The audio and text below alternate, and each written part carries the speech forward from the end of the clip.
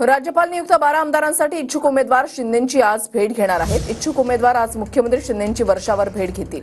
नंदुरबारचे माजी आमदार चंद्रकांत रघुवंशी यांनी शिंदेंची भेट घेतलेली आहे। विधान परिषदेच्या 3 जागा शिंदे गटाकडे येणार असल्याची माहिती आहे, ज्या भविष्यात विधानसभा लढवू शकणार नाहीत आणि आमदार निवडून आणण्याची क्षमता असलेल्या उमेदवारांचा विचार शिंदे गट करणार असल्याची माहिती आहे।